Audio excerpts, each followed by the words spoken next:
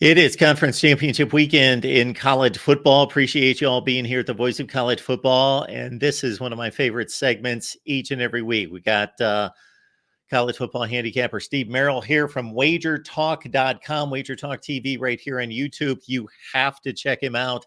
Not just college football, the NFL, the NBA, college basketball is going on every night. Lock it in on Steve's information, his insight, his money management system as well. wagertalk.com. Steve drops by to give us his selections on college football and really lay out the landscape concerning the biggest games. And they're all big games this weekend. Starting, Steve, with that Pac-12 championship game. And how ironic that in the last year of the Pac-12 historic conference over all these years, they've only been playing a conference championship game for a little over a decade.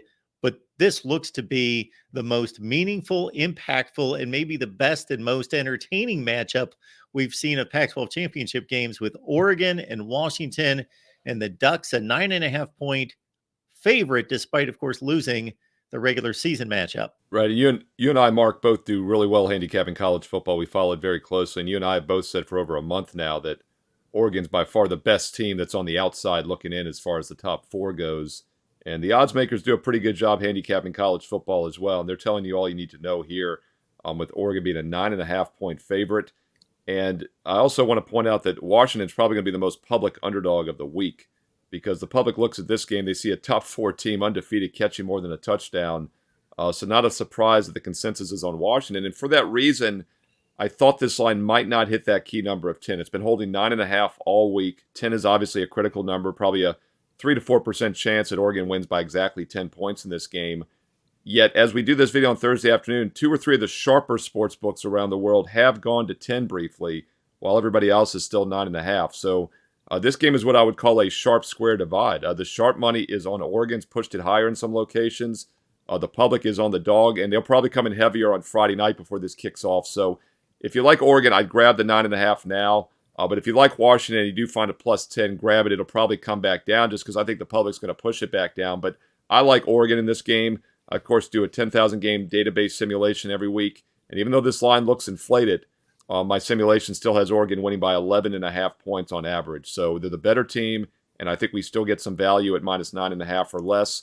A look-ahead line about a week ago, a bettable look-ahead line was about 6 to 7 at a lot of sports books. So this line is higher than I was expecting, just based on recent results. I think it's pushed it higher. And look at, common opponents can be overrated sometimes, but these teams basically played all the same teams over the last couple months. And first of all, let's not forget, Oregon outplayed Washington. They were on the road as a 3-point dog. They lost by 3. They get penalized, of course, in the rankings because all they look up is straight-up win-loss record. But they had over 540 yards, over 120 yards more than Washington. And then you look at those common opponents recently. They beat Washington State by 14. Washington wins by 3. They beat Oregon State by 24. Washington beat them by 2. They beat Arizona State by 36 points. Washington wins 15-7 by 8. I don't want to read too much into common opponents, but when you have 3 or 4 of them like that are, obviously 2 touchdown differences plus, I think you know who the better team is. And this is a must-win for Oregon, and it's going to solve itself. I root for chaos because I don't like the 4-team setup. We'll be done with it after this year. But once again, it's going to kind of work itself out. Washington wins, they stay in. If Oregon wins, as I think they will, they come in and Washington moves out. So it kind of fixes itself one way or the other on Friday night.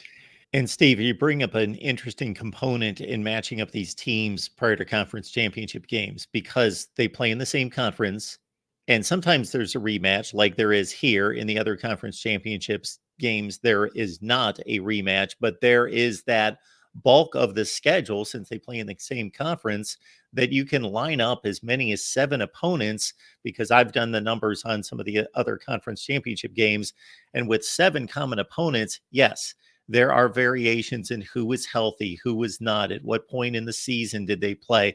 But once you piece together 7 games on a resume of 12 total games, it becomes valid at that point. No question. I forgot to mention, by the way, Oregon went into the altitude of Utah, won by 29. Washington only beat them by 7 on their home field. I mean, it really is incredible.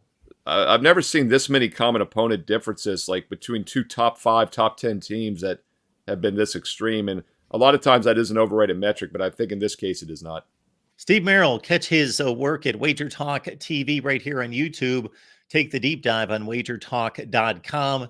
College basketballs every night, folks, NBA, and of course the NFL as well. Steve, we appreciate you stopping by.